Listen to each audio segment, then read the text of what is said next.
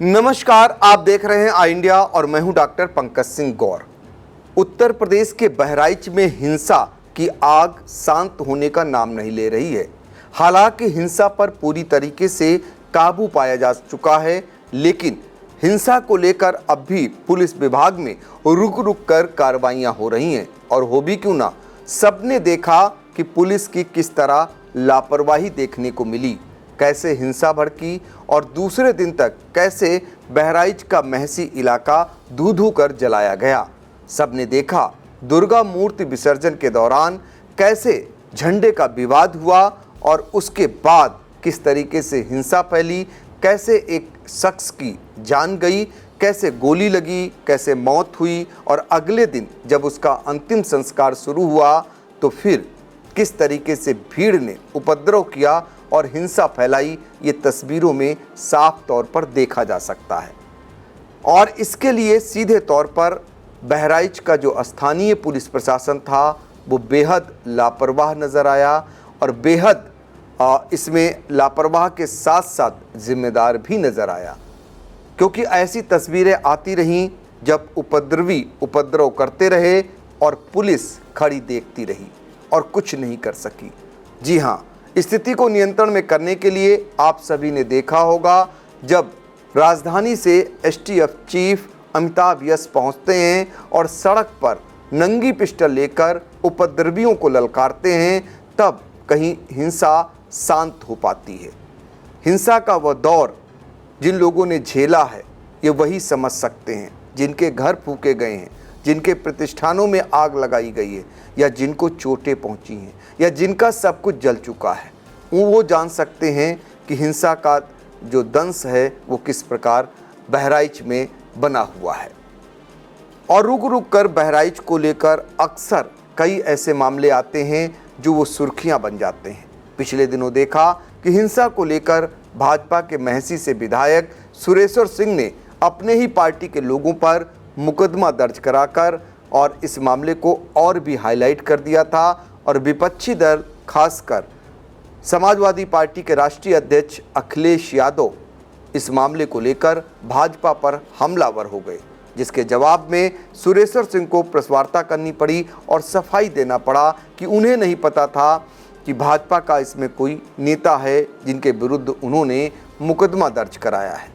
लेकिन गंभीर धाराओं में जो एफआईआर दर्ज हुई उसमें भाजपा के युवा मोर्चा के नगर अध्यक्ष समेत एक शिक्षक का भी नाम शामिल है। इसको लेकर भाजपा कहीं न कहीं विपक्ष के निशाने पर आ गई और ये आरोप लगने लगे कि ये दंगा भाजपा के लोगों ने ही कराया है। ये एफआईआर साबित कर रही है। तो कुल मिलाकर बहराइच का मामला जो हिंसा भड़की और वो कैसे भड़की, अब ये किसी को बताने की शायद ज़रूरत नहीं है। सोशल मीडिया का ज़माना है, तमाम ऐसे वीडियो सामने आए जिसमें साफ तौर पर देखा जा सकता था कि हिंसा आखिर भड़की कैसे।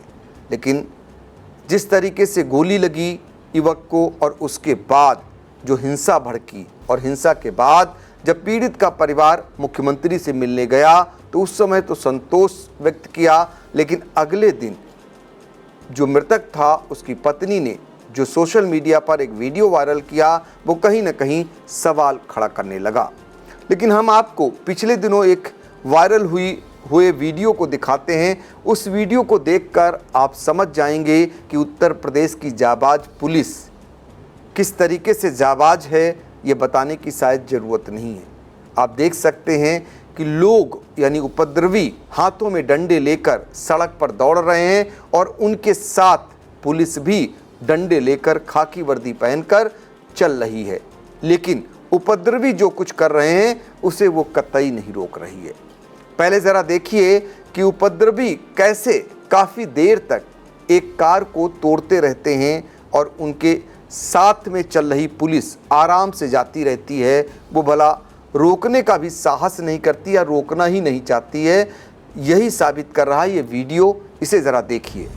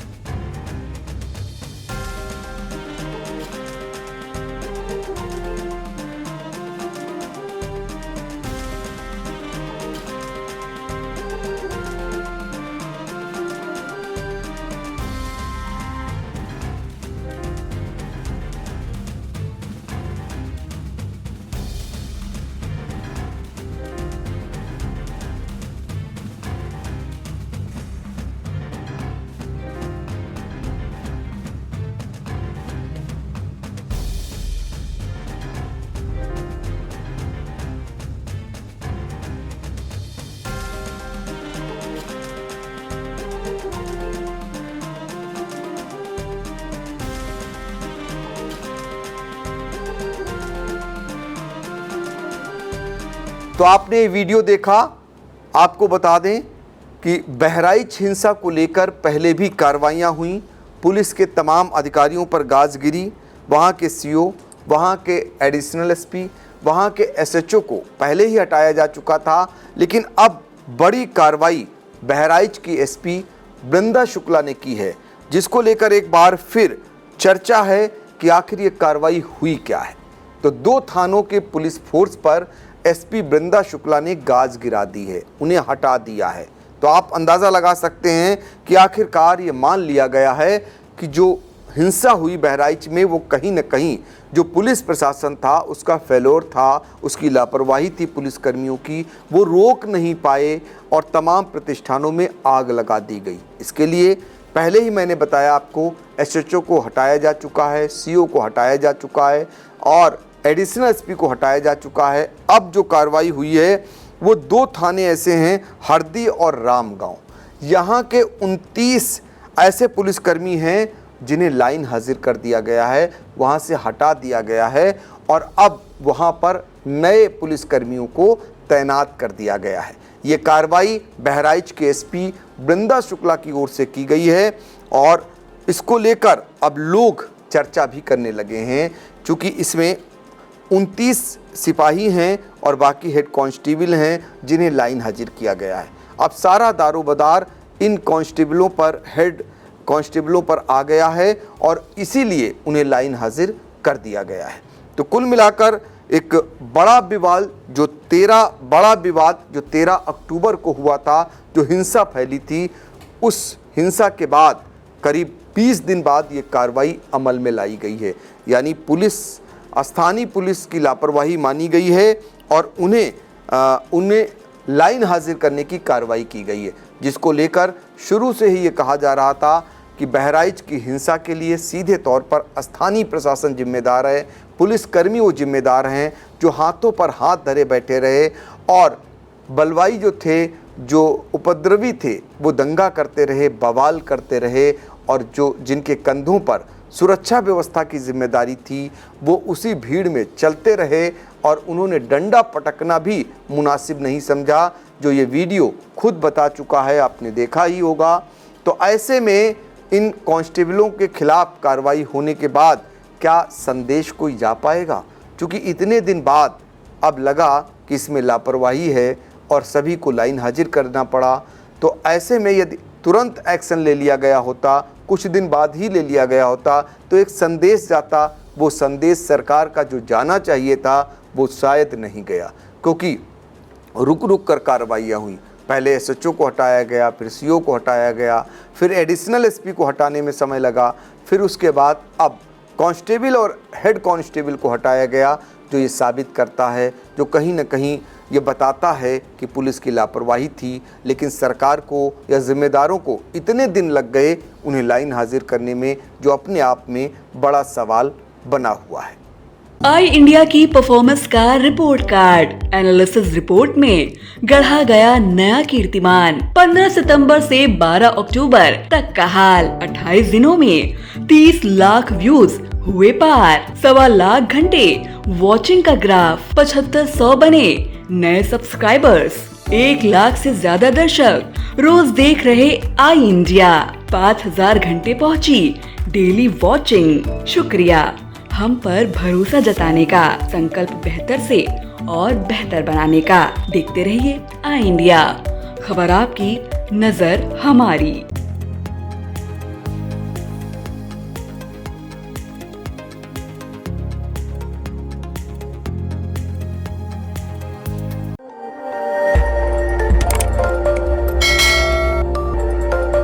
खबर आपकी, नजर हमारी।